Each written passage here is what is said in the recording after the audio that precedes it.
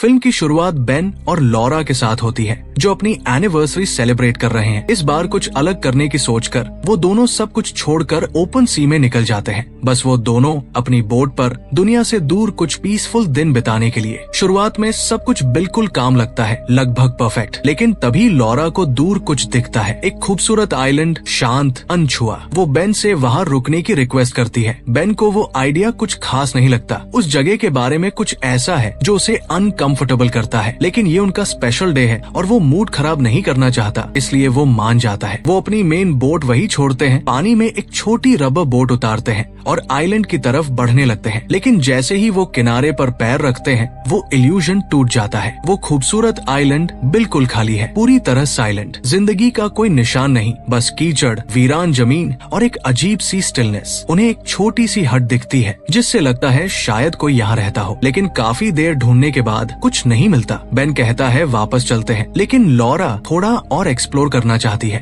और यहीं से चीजें बदलने लगती है। आइलैंड के अंदर जाने पर उन्हें पुरानी जंग खाई हुई मशीन्स मिलती है। लगता है सालों पहले कोई यहाँ था, शायद साइंटिस्ट्स, शायद कोई रिसर्च टीम। लेकिन अब सब अबैंडन्ड है। फिर भी कोई नहीं मिलता तो वो बैठकर थोड़ी देर बात करते हैं, रिलैक्स करते हैं। तभी बेन नोटिस करता है आसमान बहुत तेजी से अंधेरा हो रहा है। वो तुरंत समझ जाता है स्टॉर्म आ रही है, और छोटी नहीं। वो दोनों भागते हैं अपनी छोटी बोट की तरफ और मेन बोट तक पहुंचने की कोशिश करते हैं। लेकिन इससे पहले कि वो पहुंच पाए, स्टॉर्म आ जाती है। विशाल वेव्स उनकी बोट पलट देती है। दोनों ठंडे पानी में फेंक दिए जाते हैं। आगे जाना पॉसिबल नहीं तो वो आइलैंड की तरफ वापस तैरते हैं, जब तक वो किनारे पहुंचते हैं, थके हुए, ठिठुरे हुए और पूरी तरह टूटे हुए हैं। कोई रील शेल्टर नहीं, कोई सेफ्टी नहीं। किसी तरह वो एक छोटी सी फायर जलाते हैं और पूरी रात डर में गुजारते हैं, बस जिंदा रहने की कोशिश में। सुबह होती है, लेकिन हालात बेहतर नहीं होते, बल्कि और बुरे हो जाते हैं। उनकी मेन बोट गायब। लॉरा तुरंत बेन पर सवाल उठाती है, शायद उसने ठीक से एंकर नहीं किया। लेकिन बेन को यकीन है उसने किया था, और दोनों के दिल में सच्चाई है। स्टॉर्म ले गई उसे। फिर भी उम्मीद बनाए रखते हुए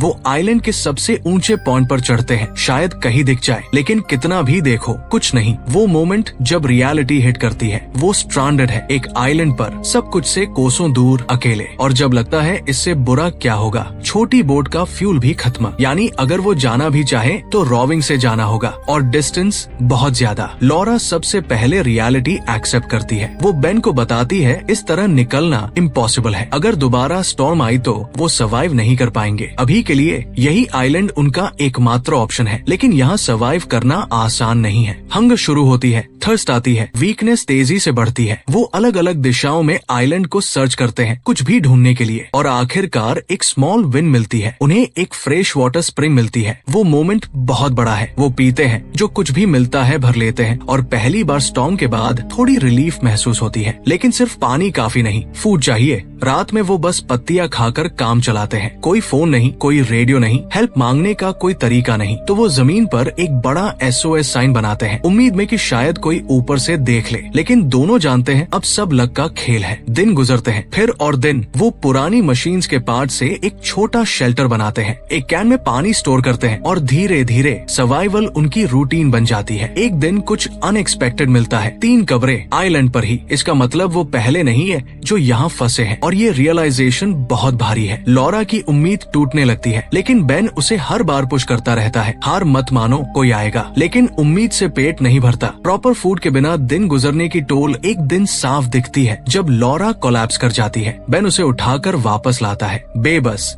उसे फेड होते देखता है। अगली सुबह जब वो उठती है, कुछ बदला हुआ है उसमें। वो साफ कहती है अब बस वेट करना काम नहीं आएगा, सर्वाइव करना होगा। और वो लकड़ियाँ उठाती है, उन्हें शार्पन करती है। वो शिकार करेंगे। फिल्म आगे बढ़ती है जब बेन और लॉरा अपनी छोटी बोट में आइलैंड के दूसरी तरफ जाते हैं, और वहाँ उन्हें वो दिखता है जो उन्होंने बहुत दिनों से नहीं देखा था, जिंदगी। पेंगुइन्स का एक ग्रुप। एक पल के लिए लॉरा बस वही फ्रीज हो जाती है। उसकी आंखों में रिलीफ भी है और दर्द भी, क्योंकि वो जानती है इसका मतलब क्या है। उसने कभी किसी की जान नहीं ली, कभी ऐसा सोचा भी नहीं था। लेकिन अब सिचुएशन अलग है। अब ये सर्वाइवल का सवाल है। हिचकिचाहट के साथ आंखों में आंसू लेकर वो शिकार करते हैं, और उस दिन पहली बार कई दिनों बाद वो ठीक से खाते हैं। कुछ वक्त के लिए चीजें मैनेजेबल लगने लगती है। पानी है, खाना है, सर्वाइव करना सीख गए हैं। लेकिन एक चीज अभी भी नहीं है, घर जाने का रास्ता। हर रोज वो शोर पर जाते हैं, अनंत ओशन को देखते हैं, किसी बोट, किसी शिप का इंतजार करते हैं। लेकिन हर हर रात खाली हाथ लौटते हैं। दिन हफ्तों में बदलते हैं, हफ्ते महीनों में, और फिर एक दिन सब कुछ फिर बदल जाता है। वो दोबारा शिकार पर जाते हैं, लेकिन पेंगुइन्स गायब पूरी तरह।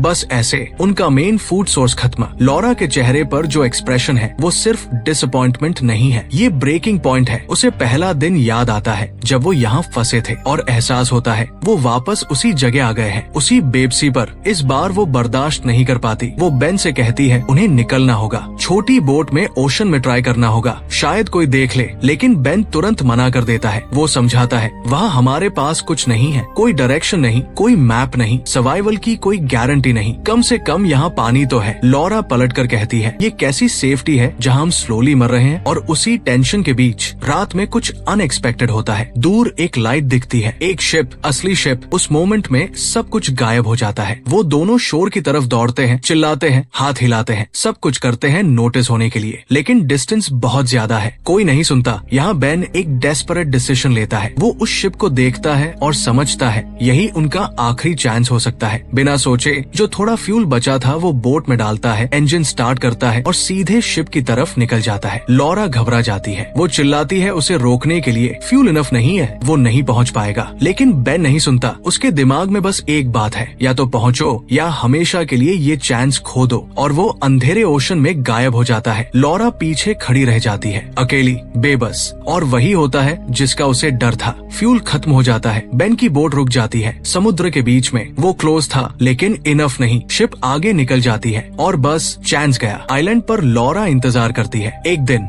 फिर दो, लेकिन बेन नहीं आता। और धीरे धीरे सच्चाई सिंक करने लगती है। वो चला गया, ये रियलाइजेशन उसे पूरी तरह तोड़ देती है। लेकिन फिर भी वो सर्वाइव करती रहती है, क्योंकि अब हार मानना मतलब सब कुछ खत्म। और फिर एक सुबह दरवाजे पर दस्तक। पहले तो रील भी नहीं लगती। वो दरवाजा खोलती है और सामने बेन है, जिंदा लेकिन बमुश्किल, बुरी तरह इंजर्ड, पूरे बॉडी पर वुंड्स, एक लेग भयानक कंडीशन में। लॉरा को यकीन नहीं आता। बेन दर्द में बताता है वो शिप तक कभी नहीं पहुंचा। फ्यूल खत्म होने के बाद वेव्स ने उसे रॉक्स में पटक दिया, बोट टूट गई, लेग बुरी तरह घायल हो गया। लेकिन उसने हार नहीं मानी। 4 दिनों तक वो लड़ता रहा, खुद को ड्रैग करता रहा, जब तक किसी तरह वापस नहीं आ गया। लेकिन अब वो क्रिटिकल कंडीशन में है, लेग अभी भी ब्लीड कर रही है, कोई मेडिकल हेल्प नहीं। तो लॉरा वो करती है जो अनथिंकेबल है, वो खुद उसके वाउंड स्टिच करती है। दर्द असहनीय है। बेन तुरंत बेहोश हो जाता है और उस मोमेंट में सब कुछ फिर बदल जाता है। उसकी जिंदगी अब लॉरा के हाथों में है और वो टूटती नहीं।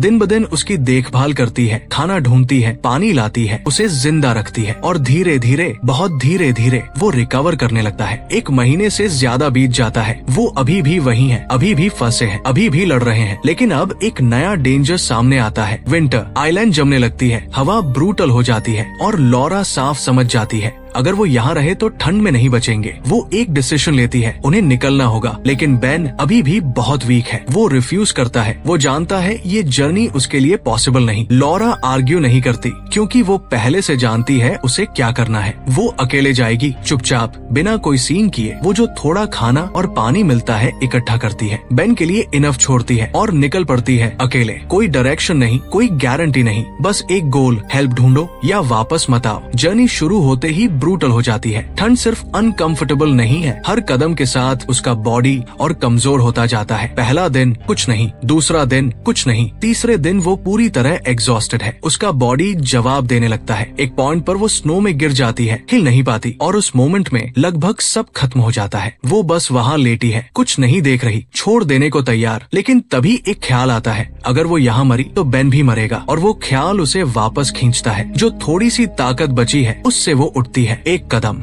फिर एक कदम, खुद को ड्रैग करते हुए। और तब दूर कुछ दिखता है, एक छोटी लाल बिल्डिंग। पहले रील भी नहीं लगती, लेकिन जैसे जैसे करीब आती है साफ होता है ये एक रिसर्च स्टेशन है। आखिरी बची ताकत से वो अंदर जाती है, लेकिन अंदर कोई नहीं है, सिर्फ साइलेंस। एक पल के लिए लगता है ये भी एक क्रूअल जोक है, लेकिन फिर वो देखती है खाना, गर्म कपड़े, बिस्तर, कंबल, हीटर, वो सब कुछ जिसके लिए वो इतने समय से तरस रहे थे यहाँ है। वो यकीन नहीं कर पाती, कई दिनों बाद पहली बार ठीक से खाती है। खुद को गर्म करती है और जब दोबारा सोच पाती है स्टेशन में और ढूंढती है और मिलता है कुछ और भी इम्पोर्टेंट, एक स्नो स्लेड और एक मैप। बस यही चाहिए था। बिना एक सेकंड बर्बाद किए वो सप्लाईज इकट्ठा करती है, स्लेड पर लोड करती है और बेन को रेस्क्यू करने वापस निकलती है। वापस का सफर भी उतना ही मुश्किल है, लेकिन अब उसके पास पर्पस है। जब तक वो आइलैंड पहुंचती है रात हो चुकी है और तब सब कुछ फिर क्रैश कर जाता है। उनका शेल्टर खत्म। एक वायलेंट स्टॉर्म ने उसे पूरी तरह तबाह कर दिया है। एक पल के लिए उसका दिल रुक जाता है। वो देखती है बेन कहाँ है, कोई साइन नहीं। सबसे बुरा ख्याल आता है, लेकिन वो एक्सेप्ट नहीं करती। टूटे हुए पीसेस को हटाती है, ढूंढती है, आवाज लगाती है और फिर वो मिलता है मलबे के नीचे दबा हुआ,